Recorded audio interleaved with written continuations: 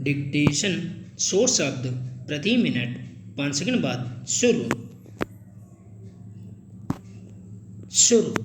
इस महामारी के दौर में सब कुछ घर में सिमटते जाने के दौर में इंटरनेट की उपयोगिता हमारे जीवन में बहुत अधिक बढ़ चुकी है।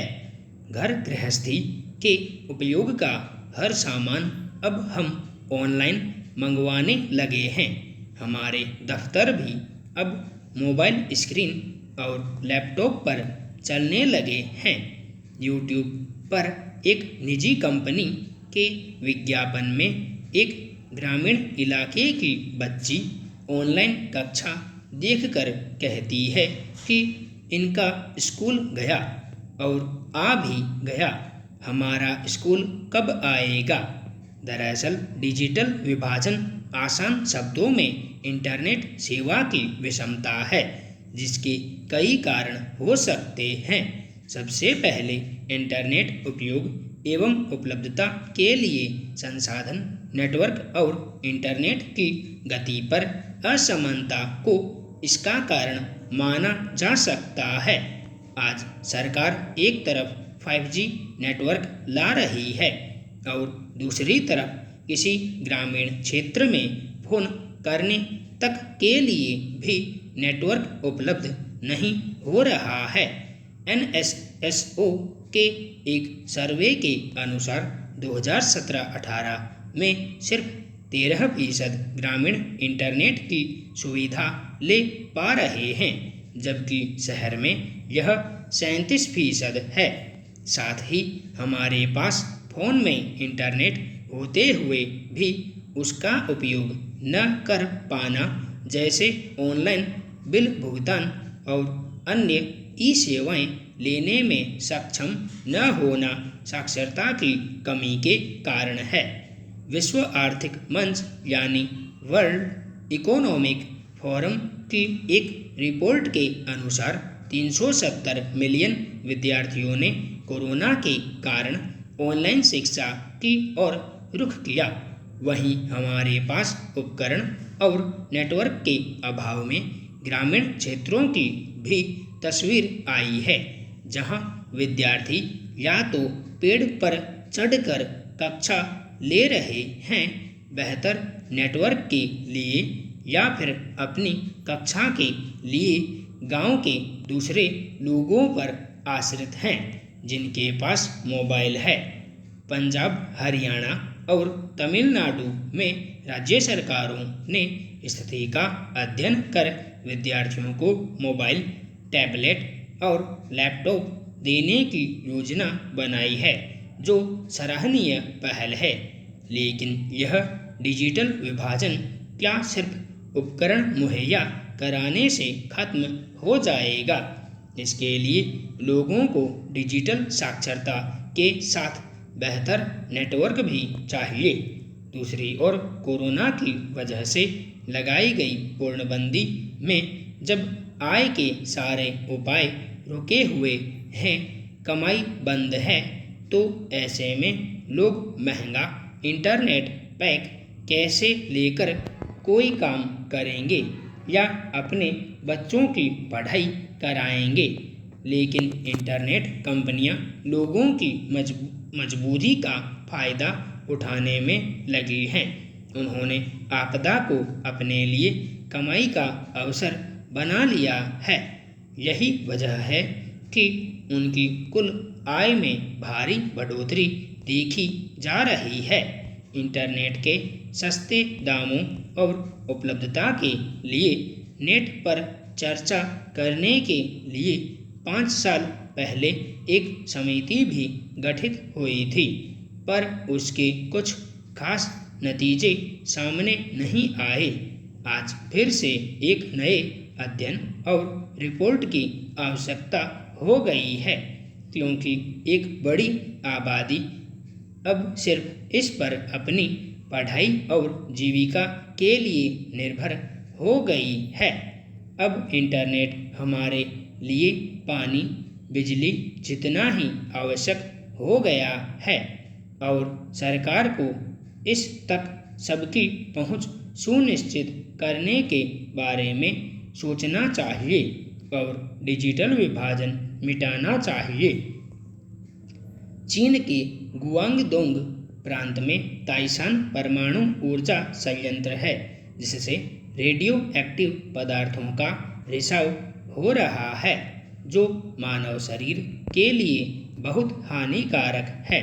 चीन ने इस घटना को छिपाने के लिए कहा कि कोई बड़ा रिसाव नहीं हो रहा है और यह पर्यावरण और लोगों को नुकसान नहीं पहुंचा रहा।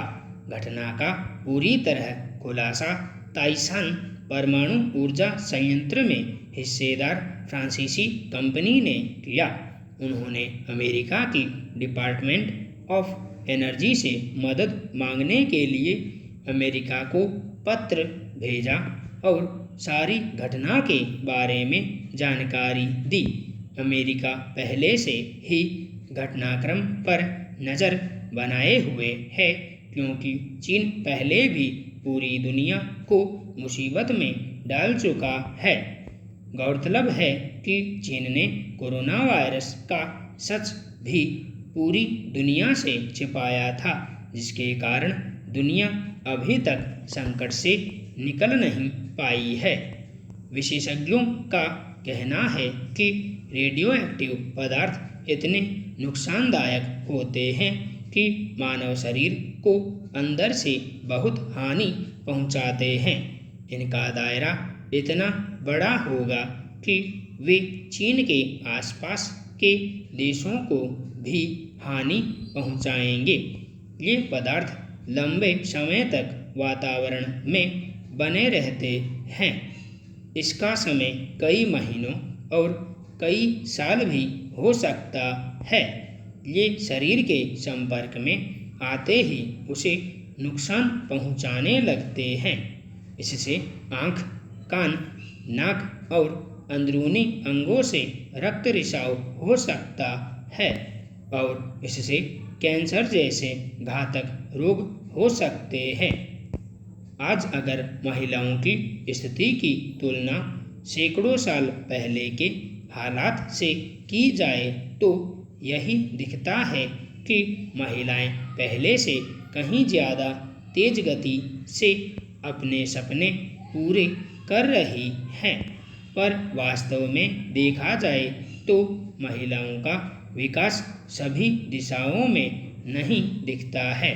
खासकर ग्रामीण इलाकों में अपने पैरों पर खड़ी होने के बाद भी महिलाओं को समाज की बेड़ियां तोड़ने में अभी भी काफ़ी लंबा सफ़र तय करना है। आज भी समाज की भेदभाव से भरी नज़रों से बचना महिलाओं के लिए बेहद मुश्किल होता है। ऐसा लगता है कि पुरुष और महिला के बीच की इस खाई को भरने के लिए अभी काफ़ी वक्त लगेगा। ग्रामीण क्षेत्रों में महिला पिछड़ेपन का एकमात्र कारण सही शिक्षा प्रबंध का न होना है। गांव में पुरुष भी अपनी जिंदगी का एकमात्र लक्ष्य यही मानता है कि उसे सिर्फ 2 वक्त की रोटी का जुगाड़ करना है। ऐसे माहौल में पुरुषों से महिला सशक्तिकरण की उम्मीद करना बेकार है। महिलाओं को ज़रूरत है कि वे अपनी क्षमता और व्यक्तित्व को पहचानें और सही दिशा में साहस के साथ प्रयास करें। सरकार को ज़्यादा से ज़्यादा योजना महिलाओं के विकास के लिए चलानी चाहिए। ये बदलाव तभी संभव है जब समाज एक साथ खड़ा होकर सकारात्मक रुख के साथ काम करे। 21वीं सदी और ऊर्जा की ही रहेगी।